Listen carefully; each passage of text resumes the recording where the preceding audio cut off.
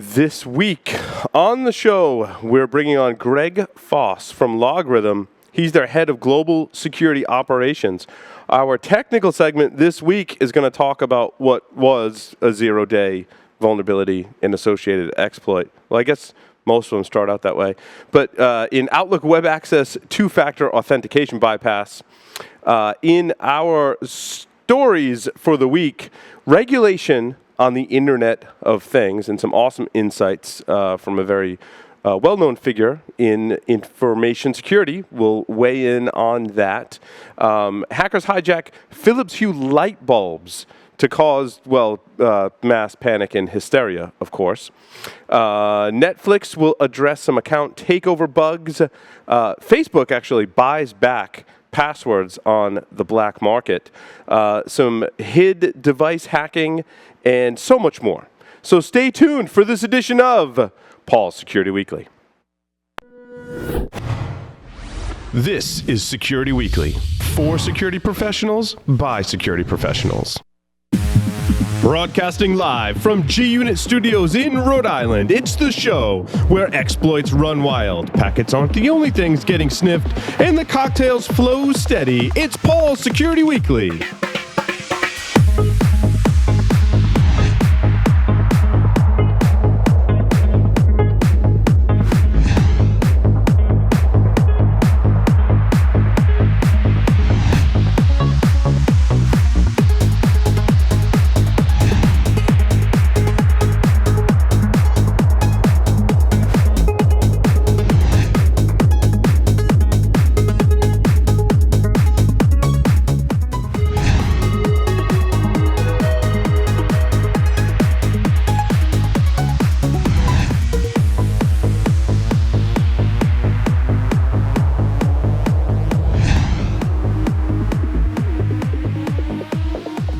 Security Weekly is brought to you by the SANS Institute, the most trusted source for computer security training, certification, and research.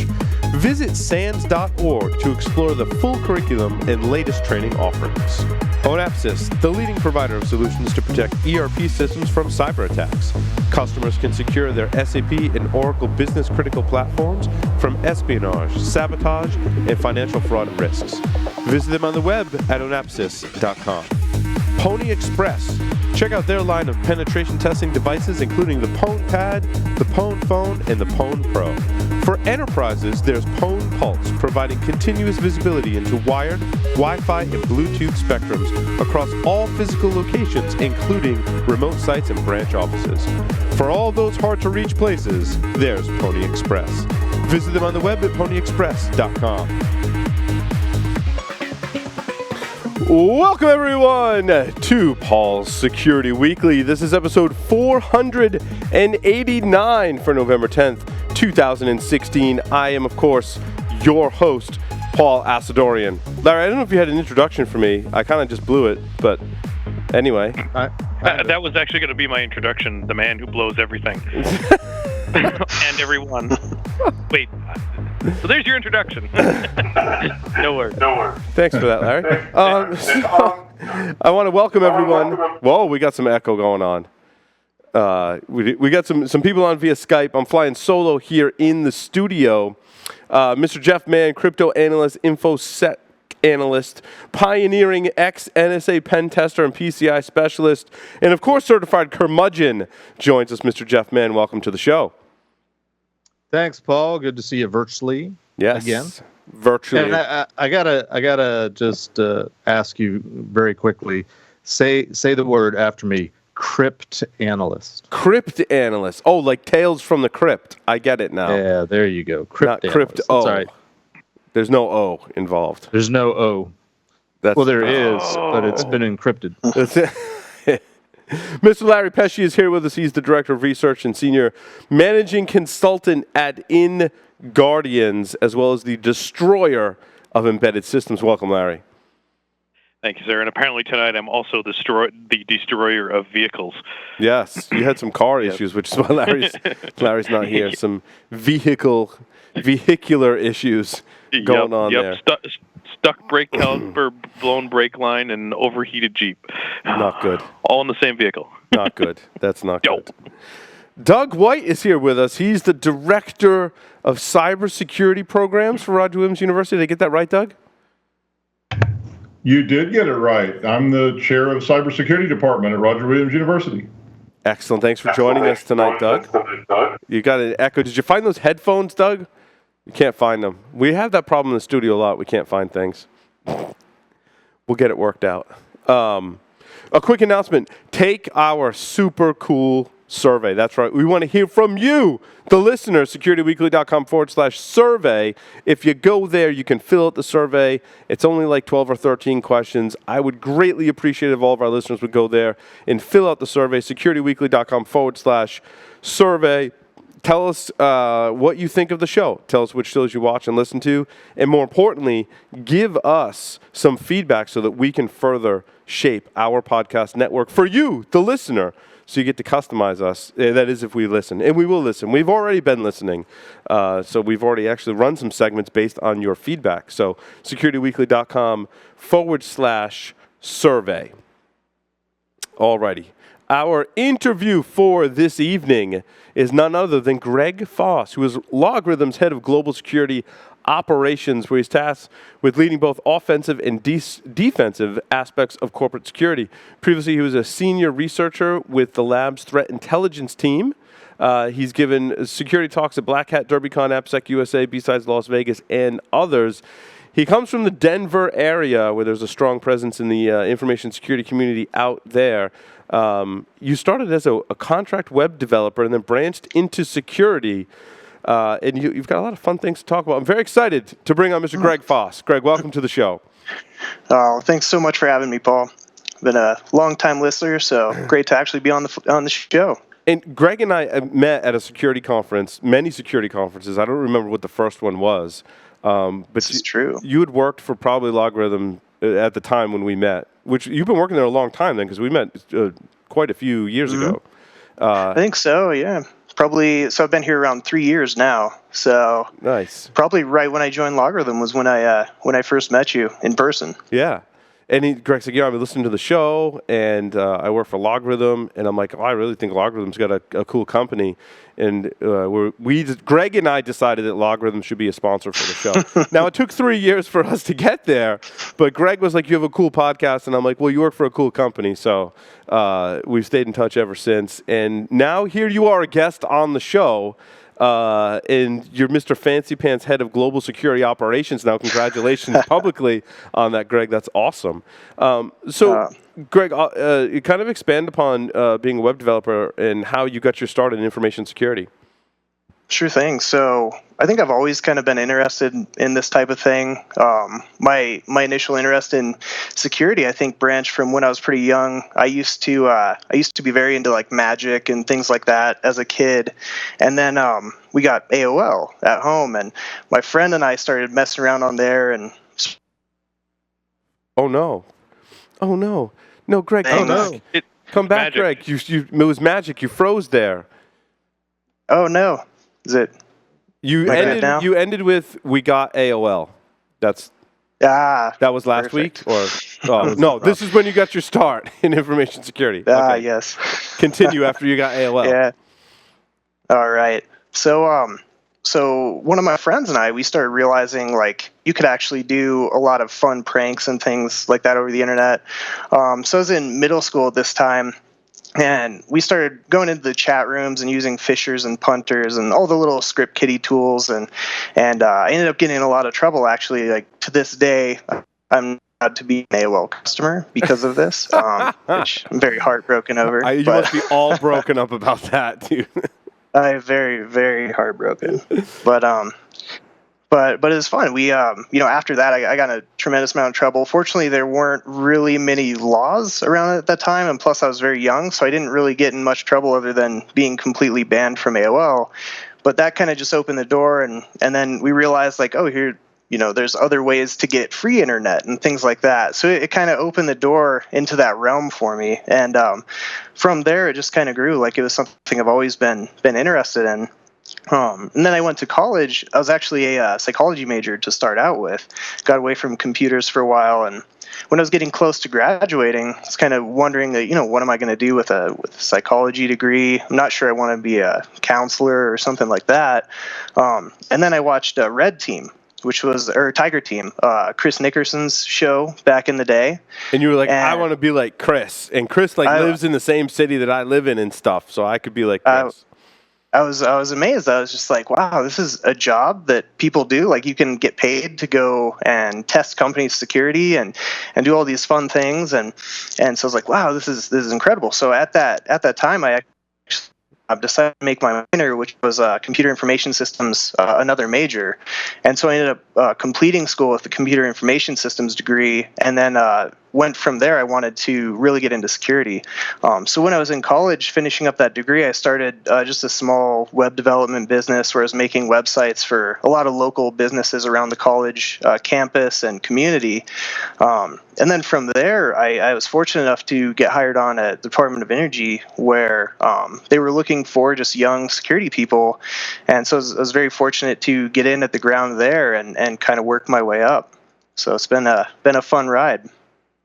So what was the focus of some of your research when you started at Logrhythm? So essentially, we focused a lot on taking some of the attacks that we were seeing, some of the stuff that I saw when I was working for the government, and looking at ways to better defend against those attacks. Primarily focused on log data, network flow analysis, and those type of things. So we could focus on how we can add these rules to Logrhythm's tool sets. So that was a huge focus there. We also did some offensive research. Some of the stuff we presented at B-Sides was on wireless attacks, following some of Larry's work there, which was really cool stuff to study and kind of learn from. But there's just so many things, like so many different areas that we could have focused on. So we were trying to focus on mainly, some of the advanced attacks that we were seeing in the news and things like that. A lot of things that were making headlines and what our customers were being hit with. We would take those back to the lab and essentially run simulations and see how we can better improve our rule sets to detect this sort of thing.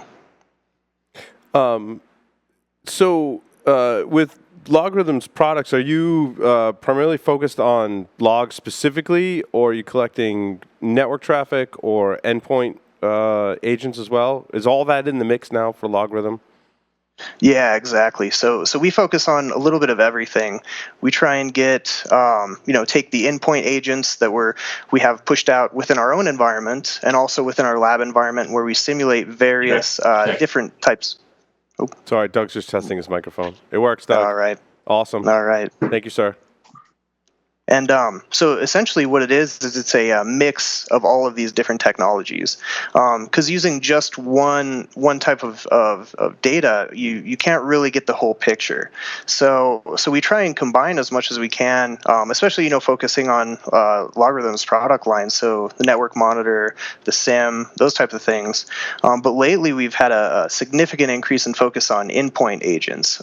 We've been working a lot with Carbon Black lately, and how we can take all the data we're getting from the endpoints there, pipe that into the SIM essentially, and essentially figure out the best ways to improve our data collection there, and then on top of that, automate our response to threats that we're seeing on the network. That's cool, because you get to play with a lot of different technologies, and I think that's somewhat unique. Also what I thought was interesting, Greg, was you guys have a quarterly hacking competition within the company. Is that true? Mm-hmm. And do you have beer on tap in your office? Is that not on tap? I've got our little Logtoberfest here. Nice. So very nice. We the company is a fun company to work for. We do. Wait, is that Logrhythm's own beer? Is that a Logrhythm branded beer? It is a Logrhythm beer. Wow. Essentially, is that like it's from Sanitas. Is it a lager or? This is an IPA. So all I know it should have been a lager. It should have been a lager. Send us some. It should have. Yeah, we need some of that. We'll let Paul, know that's about impressive. the missed opportunity. Here in Rhode Island, we call it a lager. It's a lager. Lager beer.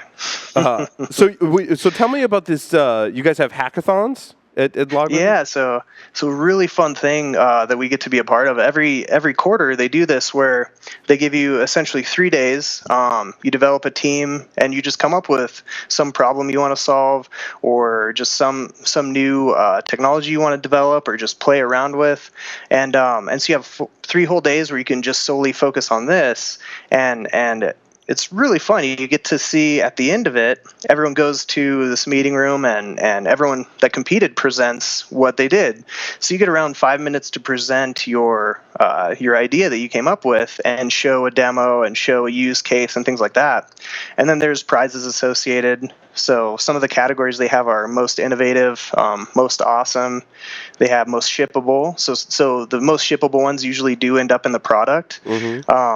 And then there's a best internal tool as well. So these could be things that like improve the QA team's process in evaluating the code and stuff like that. So it's fun. That's awesome.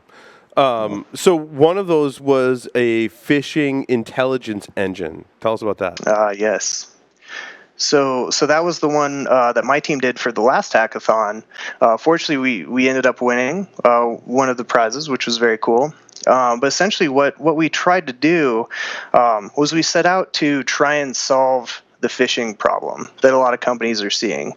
Because it's something my team deals with all the time. It's a giant time waster for us, something that it'd be great if we could automate a lot of this process.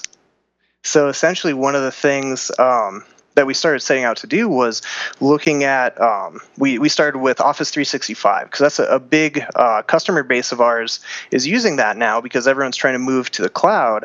So we started out with a test instance of Office 365, and the first problem there was figuring out how we're going to get O365 logs back into the SIM, right? And that's a big thing we've been facing a lot lately is this cloud log collection. So with that, we developed API integration to pull the message tracking logs directly into the SIM. And then from there, we were just tracking this, and we would do polling. And then we set up rules based off of the message tracking for any time anyone reported a phishing email, they would send it to this mailbox that we have set up. And this is something where we're actually looking at pushing out internally this first part of the project, where we just give everyone a button essentially in their Outlook client that they can click whenever they see a phishing message. It wraps it up, sends the whole message over as an attachment to us with the headers and everything like that intact. So something that, so then we can get the whole message and then we know about it right away. So what we did was use those message tracking logs to track those messages coming in, and then we would scrape metadata from those logs using a separate PowerShell script. And from there, we would take the subject and the sender and all these other key elements they're associated with that message and go back out to O365 and see how many users received that message, if they'd opened it yet, if it had an attachment, if it had links and things like that, and pull all this data back into the SIM and generate a case so we could track all this information. So you can reach into Office 365 and determine all of that information. Is that via their API, did you say? Yeah. So we were doing that with the API, essentially using a trick that I saw on the Black Hills website just earlier. I think it was this week. The multi-factor bypass. Yeah, we're going to talk about that in our technical segment. You're welcome to stick around for that as well. Oh, thank you. In fact, please do, because no one from BHIS was able to be here to talk about it. So, no. Having another technical resource to talk about it, in addition to everyone else on the lines via Skype, would be awesome. Oh, that'd be great. They have a lot of good stuff on that blog, by the way. A lot of really. We say they're wicked smart. That they are. So you used a method that Bo talked about in his OWA research? Exactly. Except I didn't even know it was bypassing multi-factor at the time because we were just using a demo environment and we didn't have a multi-factor set up on it. So we were just accessing it directly and didn't even think about it really when we were doing it. And then when I read that blog post, I was like, oh, this makes a lot of sense now. So it's pretty neat to see that come out. Is your trigger to determine if an email is a phishing email receiving an email from a user and then going back to the exchange and looking for those indicators? Exactly, and that's cool. something where we're kind of relying on the fact that at least one user within the organization would report it. And we were hoping there would be more. But usually, as long as you get one user to report it, that's pretty good, because there's a chance that you'll get 20 or so other users who have received the same message. So that was something where it was hard to find any other indicators to trigger off of without dynamically analyzing the links and stuff like that within all the messages and parsing out all of that content, which would be very hard to do just because very resource intensive, and it could hold messages up and things like that. So we kind of went the route of hoping that users would, at least someone would notify us of the phishing message. So is that available or in a product or not available? Not yet. So something we just did for the hackathon. So we quote unquote hacked it together. But it is something, since we did win in the hackathon, it is something that will likely end up in the product very soon, as soon as we are able to fully flesh it out and put something out there that's good for public consumption. Yeah, I was going to ask, because right in 3 days, right? Even a team of people in 3 days, when you crank out code, believe me, I know what it looks like. It's not pretty. Exactly. Right, especially anything I write. Me too. If I crank something out, if it's fast, forget it. Even if I spend my time on it, it's still not great by any stretch. Yeah. I mean, if it was, we'd be software engineers, right? We're not. I'm not a software engineer. Right? Well, unfortunately, one of the guys on my team is a software engineer, so he actually did a lot of the heavy lifting on that part. Right. So his code probably looks awesome, and he's like, "This is shippable," and then the code that we write is like, "Yeah, no." Yeah, I add like a couple lines to it. I think a lot of modern code. Can you hear? Yeah, I think a lot of modern code gets shipped out like that, and that's why a lot of 0 days exist. Just because when we were doing code development, you get calls down there saying you got to fix this module, and it's like it's got to be fixed in the next 45 minutes, and you don't have time to sit down and write this nice academic quality code that you would expect. Yeah, you're like bounds checking, user input checking. I can save so much time. It works. It's gone. Yeah. Right. Yep. Exactly, and so that's why I probably won't be ready for a little while. That's understandable. So you did another hackathon project, and it's interesting. Before we move on, Paul, sorry. Do we want to go back and have a question? Yes. Sorry, Larry, Jeff. I know you're all alone in the studio, so you think you're winging it, but I'm intrigued by the. I never wing it. You mentioned that you're relying on at least one user to report that the phishing email is a problem. Can you expand on that a little bit? That I find that interesting, because how often do we rely on users to do the right thing? Right, and that's kind of the key downfall with that approach, really. It's the other things we looked into were other areas that we could trigger on, but essentially working here, fortunately we have a very knowledgeable user base, something I haven't really had the luxury of with some of the other places I've worked at. But here they kind of try and drill into everyone who works here, the fundamentals of security, and they allow us to do some interesting phishing tests and stuff like that with our employees. So we've done like wireless rogue hotspots, USB drops, all sorts of fun stuff internally that, it's rare that you get the chance to do that kind of level of training with internal security at companies. Usually that's something where they bring in contractors and stuff like that, someone like you guys to run those exercises. But for us, they try and drill it into our users. So we've actually seen that a lot of them are very good at reporting this type of thing. But of course, that's not always true. There's always the people who slip through the cracks, and some folks who are always going to be susceptible to these types of attacks. Well, I'd assume that the one person could also be from the security team. If you're working for that organization, if the security team noticed something, they could forward it to the address, and then it would do the analysis of who else may have been susceptible as well. Exactly. On top of the analysis of just the messages and who all's received them, what we also do is we take those links that are included in there, and then we'll do checks against them. So we'll do lookups on those to see if they're known malicious sites. We've actually been running a lot of this through Cisco AMP Threat Grid, just to see basic analysis. Of course, there's always risk with that, because you don't want to upload every file that is being passed over the network up to the internet. So initially we'll do like hash checks against attachments that are received against VirusTotal, but we won't take the next step of actually uploading the file, because that's something we do want user intervention. So if it's something that doesn't exist up there, it's never been seen before, that's something that will go to one of our analysts for manual analysis, just because so much risk with information leakage and things like that. So it's interesting. Your other hackathon project that you talk about here is a home network monitor. We've actually interviewed a startup, and I know there's others out there as well. And I even think Belkin and some other manufacturers have products in this space. But essentially, it's like an IoT device to help secure all your other IoT devices in your home network. And I've seen a lot but you guys did a hackathon project about deploying a network monitor to protect the home network. So tell us about that. Oh, for sure. So the network monitor, it's one of our main product lines. It's a network forensics tool where essentially, not like an IDS or anything like that. It's more just a analysis engine where we look at the flows, we take the sessions out, we do full packet capture and things of that nature. And so with the release of Netmon Freemium, we wanted to give people an easy way to actually run this in their home networks and start playing with it in a way that, they don't have to get an entire blade out and install this and have it up and running and have a SAN connected to do full PCAP and things like that. So what we did was scaled down the software and the hardware to make it in a very compact and small device that someone could put on their home network and essentially put between their router and their cable modem to sniff all of the network traffic that's going in and out of their network. I actually brought the one we made in right here. Oh, nice. So this little guy. What did you guys use for a board?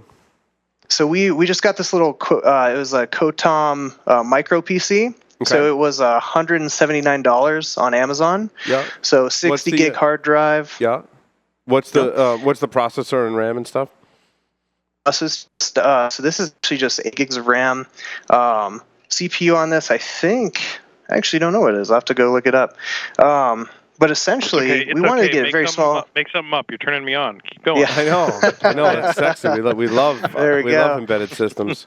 Well, yeah, no. Show me the back. Yeah. Yeah. The back is sexy. USB. Is that a serial? Is that a VGA port or a serial port? That is a VGA port right there.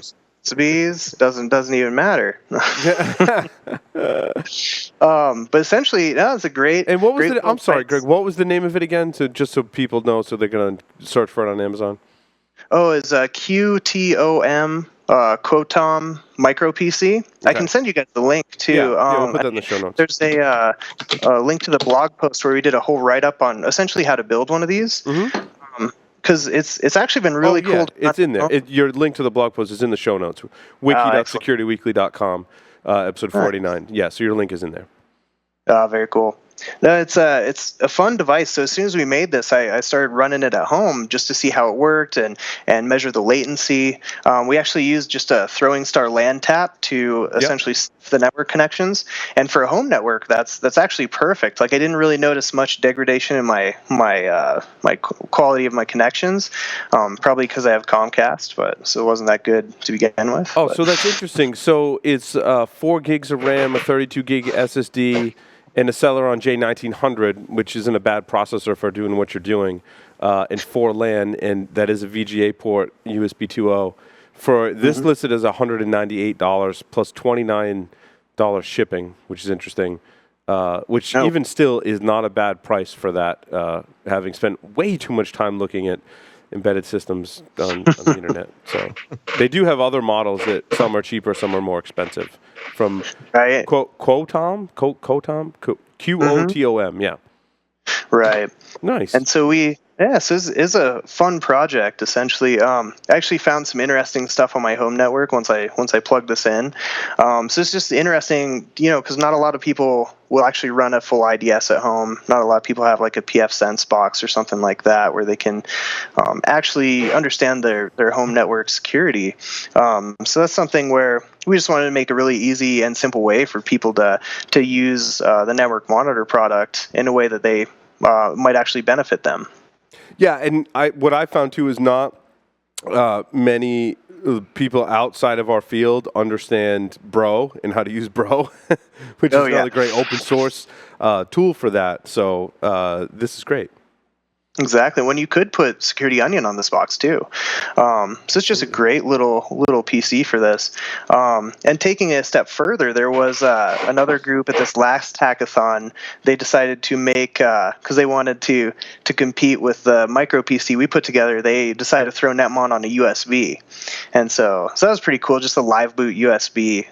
So something great for if you're like out in the field and you want to show a customer or something like that what the product's capable of. You can just boot off the USB. We also looked at trying to do this on a Raspberry Pi as well. The hard part is we would have to change everything about it because of the architecture wouldn't work. Yeah, because it's ARM, right? Mm-hmm. It's problematic. Right. So we only looked into that briefly, but essentially you just ended up on this guy because it's small enough that you can carry it around with you. It was funny, we put together a video for the hackathon of this, and the use case we decided to go with was a red team scenario. We had one of my friends, Shell, crawling under the floorboards in our data center and hooking this up and put a little nice note saying is from IT not to move it and stuff like that. So nice. So it was fun. It's these they have a lot of fun. I don't want to embarrass them, but did your IT department find it eventually, or? Oh, well, they knew, so... okay, so they you gave them a heads up. Yeah. I gotcha, okay. Yeah, I mean, if we did just go plug this in, I would hope they knew, because that would be... Well, don't do that either, right? Because that will get you in trouble. Yeah. It's not like hacking AOL. It's different now. We built a whole bunch of those little toaster-type boxes like that for network management that we were using in Marriott's. And Marriott was trying to charge us by the user for people. So we built a bunch of little, they were a little bigger than these QTOMs because it was a few years ago, but same idea. And I think that's a really good home market is to find a way to utilize these boxes, maybe with some kind of distributed monitoring or something like that. Because people at home, need something and small businesses and people like that are all looking for solutions like this. So I think there's definitely some market out there for this. Oh, very cool. Yeah, and that's kind of what we were going for. Because I mean, right now, with the diverse way people work now, a lot of people just work from home, and when they're working from home, they may not have the same protections that they do at the enterprise. They're not going to be running a web proxy at home, and they're not going to be running all of these additional security controls there. And that's one of the things we've noticed a lot is. A lot of the infections I've dealt with in the past are people going home, working from home, and then bringing their computers back on the corporate network, and then all of a sudden it sets off our alarms. And so that's definitely a big problem, protecting the home network. Well, and then we saw the whole DDoS do attack. Think you could. Go ahead, Doug. You could probably market this I think you can market the product to people that are telecommuting, because I know that I built a couple of systems like that just for that what you just described. For people, we had some people that were working in Germany, and they wanted to be VPN back, and there was a lot of concerns about things getting connected to that, things getting pushed into that network, and there was some security risk at the national security level when we were doing that. And I know my wife worked from home for several years when we moved here from Denver, and she was commuting back to Denver, and we had that same problem. And I built another box. I built one of those little toasters that I put down in the basement that just was basically a sock on that VPN she was on, because we actually felt threatened at our house by people at our company because they weren't securing things on the other end, and they were getting pushed down the VPN towards us. And I was like, well, I'm afraid of these guys. So we built some monitoring stuff on our end. That's interesting. Nice. It goes both ways. So we could talk about this topic all day long because it's right in our wheelhouse here on Security Weekly for sure. Also, I can see this product. One last thing I want to mention about this particular project, Greg, was I can see this project and this product being able to help people with IoT device security. We're going to talk about that in the news segment. Bruce Schneier actually had some great insight. As he always does. He is spot on, obviously. He's one of the I think, greatest thinkers in terms of concisely describing the problem that we have. But I can see this product helping that problem. He's got some bigger ideas on how to help this problem, but this is a lot more tactical. It does require the user go out and purchase something, or maybe we bundle this in so that when you get internet access, everyone gets one of these devices that helps them be more secure. And I don't want to, this is obviously isn't like a magical unicorn, right? But it helps improve your overall level of security. Yeah, exactly. I was kind of wondering if there's an application. I don't know what you call it, but like, the electric company, they want you to install a little device so they can regulate, your power and, kind of do little mini brownouts, and they'll give you a little kickback in terms of your electric bill.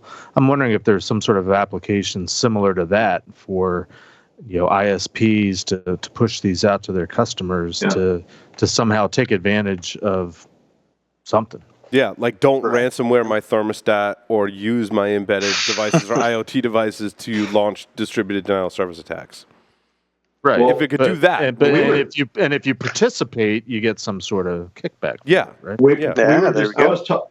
I was talking about that in a meeting today with some national DC people, and we were talking about how small businesses and home users needed some kind of a SOC that was going to be used to monitor, and it wouldn't have to be that huge when you're monitoring just home users or even small businesses. So I think going to somebody like an ISP and bringing a product like that to them is in the very near future. So that would definitely be marketable to them. Oh, very cool. Greg, I know you're going to bring it up in the news segment, Paul, but this kind of relates to the whole Internet of Things and government, smart government intervention versus not smart government intervention.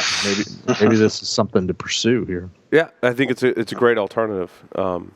Greg, also you wanted to talk about endpoint agent integration into the SIM, and I think it's a really interesting area, and we cover a lot of the enterprise solutions that are available to us on our Enterprise Security Weekly show. Make sure you go to securityweekly.com/subscribe to go listen to that show.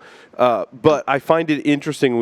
That's why I asked a question in the beginning of the interview about how I always think that companies that can take data from logs and sniff data from the network and take data from an endpoint, that's where it's at. And anyone that can do that with any degree of success, I think that's really the future of so-called network or security monitoring. So you've got a project going on where you're trying to pull in some of your endpoint agent data and the information that they're collecting into your SIM environment. How is that going, and what does that look like? Exactly. So the endpoint market right now, there's so many different endpoint agents out there. I mean, we could spend the whole hour here just talking about endpoint agents. I'm told it's like 40 plus. Yeah. In terms of your choices for endpoint agent, I think it's a bigger plus than just 40, but. I think so. I think 40 would be like the main ones that people are aware of, that people actually know the names of, and all of them have their different strengths and weaknesses.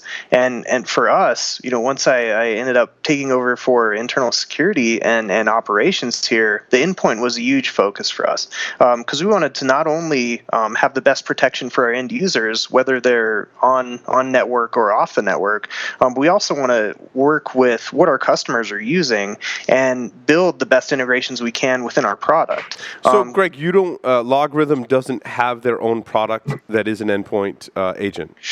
We do. Okay. We have an endpoint agent as well. Okay. But a lot of our customers focus their SIM agents on servers and things like that. So we wanted to help model what a lot of our customers are doing as well. Oh, so your agent is a log collector kind of type agent? Okay. I got you. Yeah, and you can do like DLP, file integrity monitoring, network connection monitoring, and log management as well. Yeah, so there's all those different aspects. I worked for a company that had a similar agent to that. I'm hearing a lot of very familiar terminology. What's the motivation of your customer base? Why aren't they focusing on endpoints versus servers? Is it because they've got other solutions in place they've already invested in, or Greg's frozen? Obviously, I would think you guys would want to sell. Greg's frozen with like a beautiful smile on his face. He came back. It was really funny. Greg was smiling, and it was frozen. He's back. Did you hear Jeff's question, Greg? That's funny. I didn't. It cut out. Okay. So I'm hearing a lot of very familiar terminology in what you were just saying, and I'm curious as to why your customer base is focused more on servers and not on the endpoints, certainly you guys would want to sell more. What's their rationale for not focusing on the endpoints? Is it because they have other solutions they've already invested in, or what are your thoughts there? Yeah, that's a very good question. One of the things we've noticed, a lot of people already are very invested with certain antivirus agents. Some of them also have different functionality. So one of the ones we focused on a lot lately has been Carbon Black. Not really to, as something that would compete with our endpoint agent, it more augments it, I think. Because in addition to collecting logs and everything like that, with Carbon Black, you get kernel level visibility. You're able to actually respond to threats dynamically through the agent directly. And that's something where my IR team has actually found very beneficial. Because we've taken something where, traditionally you would have to go out to a system that, say, they got ransomware infection or something like that, and manually pull that system off the network and then take it back and do forensics on it manually. Whereas with Carbon Black, one of the things we've really liked there is we can dynamically isolate this host from the network, but still allow it to communicate with the Carbon Black server. And then from there, we can perform incident response directly on the host without really having to go there manually, unless it's something we realize, like, okay, we really need to go take this off the network. Greg, to that extent. Now, you said that you did an assessment of around 20 different endpoint protection technologies. Is there anything that you can say publicly, probably without naming names? Right. Is there anything you can say publicly that you derived from your research, other than you were able to bypass all of them, most likely? No. Next question. Very true. And that's the thing. I mean, there's no perfect agent. And I think that's kind of the thing people are realizing now. They can't fully depend on these. You have to have a in-depth approach to your security technologies that you're using, looking at the endpoint, looking at the connections from that endpoint to the servers in your network, how those relationships are set up. One of the things we've been doing recently. Let me ask the question a different way. Our listeners are out there probably evaluating endpoint protection technologies. What advice do you have for them? My best advice would be to test these agents against the issues that they're running into. Like, if ransomware is something that your company's been affected by, what are some agents that will actually help to stop that before it gets to the point where, all of a sudden your desktop's locked up and maybe any shares that it's connected to are affected as well. So for us, it's a little different testing these things, I think, than a lot of our customers out there, because we're, being a security company, we're very focused on, what's actually going to be the best protection for our users, and how do we vet that? Part of it is, not trusting the marketing that's out there and what people are saying about it. Instead, make your own opinions. Test these things yourself. Develop some malware that will actually work, and test it within your own laboratory in a safe way, so that you can understand, what the limitations of the products you're buying actually are. And I understand that's very difficult for a lot of people to actually do realistically. Yeah, I would go so far as to say that's pretty pie in the sky for most of the customer base that I imagine you guys are that you're dealing with. I mean, I have a PCI background. You may or may not be aware of that, and I certainly ran into Logrhythm over the years as a SIM solution, and Carbon Black, what used to be Bit9, was a very popular solution for a lot of PCI customers, because not so much because they were meeting PCI requirements, because they were a compensating control for the lack of controls at endpoints, which in the PCI world is point of sale systems, cash registers. Right. Certainly you guys play in that space still, I would imagine. How do you market? What's your pitch to those types of customers? Right. No, very good question. So with the payment card industry, and especially point of sale terminals, that was something where we had a big focus on back following the Target breach, just because it was a POS breach, and a lot of our customers are retailers, and so one of the things we've been focusing on is looking at these POS systems and seeing how we can track the log data from those. And so that was something where I don't have much experience with endpoint agents, so to speak, so anything other than Logrhythm in terms of those environments, because that's essentially what they would bring us in for, was looking at how we can optimize Logrhythm to better defend this organization against something like RAM skimmers and stuff like that. So the way we would look at that is we would deploy these agents to the point of sale systems, and then we would do baselines off of those and look at, what's happening on the network from these systems. What are they talking to? What should they be talking to? And we would create these baselines, and then essentially after understanding essentially the whitelist of what should be going on in these environments, then we would turn these alarms on. So anything outside of that scope should essentially be picked up. Now, that doesn't always happen that way. It depends on how they attack these systems.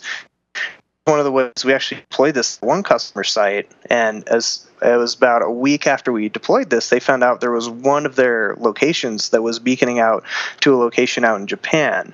And so stuff like that, it's variable depending on the type of POS systems they're using, how they're deployed, how many remote offices they have, what their budget is. All those factors are very much a big consideration for going in and trying to protect these environments. Sure. So, Greg, today one of the things Logrhythm is offering is a free network monitoring agent. Just as the last kind of thing here, tell our audience a little bit about the free offering from Logrhythm and how you get it and what you can do with it. Yeah, definitely. So Network Monitor Freemium is essentially a free version of our Network Monitor product. The great thing about the free version, it actually is the full version. You just can't store as many packet captures. You can't retain data for any longer than 3 days. But essentially, it will allow you to alarm on activity. It will allow you to do full packet capture on whatever protocols you want. Essentially, it is the entire Network Monitor product, just in a free package so that people can try it out. And essentially, that was part of the reason we developed the little Network Monitor Mini, was just to give people a very easy and compact way to deploy Network Monitor. So you deploy it similar to like an IDS kind of thing? Mm-hmm. Exactly. And then it has a web interface on that box, or some way to get the data off of it. Is it a web interface, or is it command line only in the free version? No, it's a full web interface. Okay. So essentially, you can deploy it in multiple different ways. Optimum is probably mirroring off of your switch or firewall. But essentially, you can also run it just in a virtual machine and capture your local system traffic. Mm-hmm. So essentially, we just wanted to give something out there for people to play with and actually detect some of the stuff they're seeing on the network. Because we tried to build in a lot of standard rules that just look for things like plain text passwords going over the network, credit cards being passed in plain text, and just stuff that's like pretty easy to detect, but might affect someone on a home network where they might have actually bought something over, port 80 without realizing it. So we tried to enable all these capabilities within the freemium product. The only real limitation is just the data storage that it allows you to capture. Sweet. And people can get that on Logrhythm's website, correct? And does that run on Linux? Is it Linux only? It does, yeah. Mm-hmm. Gotcha. Yep. And so when you download it, essentially what you would do is boot to it, either the ISO, or you can make a bootable USB, and then or you could just install on a virtual machine. But essentially, it comes with CentOS installed, and then on top of that is the Logrhythm product, or the Network Monitor product. Well, that's awesome. Well, I encourage people to definitely check that out. And now we have 5 more questions for you, Greg, which if you've been listening to the show, you know what these 5 questions are. Oh, man. My first one is, what are your thoughts on the recent election? No, I'm just kidding. I'm not going to ask that question. Question 1, Greg, 3 words to describe yourself. Oh, man. I would say brutally honest hacker. If you were a serial killer, what would be your weapon of choice? Have to go with the Internet of Things. If you wrote a book about yourself, what would the title be? I thought a while about this one. I think The Definitive Guide to Failing Gracefully. In the popular game of Ask Grabby Grabby, do you prefer to go first or second? Go second. Did you spend a lot of time thinking about playing Ask Grabby Grabby, Greg? I didn't spend too much time on that one. Okay, just checking. Because he didn't spend time thinking about it, he was actually out doing it. That's it. There we go. Greg, choose 2 celebrities to be your parents. So this one I did think about a bit. I would go with Betty White and Bill Murray. Oh, very nice. Very Wow. nice. Okay. I think that'd be a fun combo. Absolutely. Well, Greg, I think just don't think about how you became to be conceived. That's all. This is true. That almost begs the who would you pick to be your grandparents question. That could be a follow-on question, Jeff. It's awesome. All right, so we're going to take a short break. We're going to come back. Greg, I think you said you're going to stick around for our technical segment, so that's awesome. So stay tuned. We'll be right back.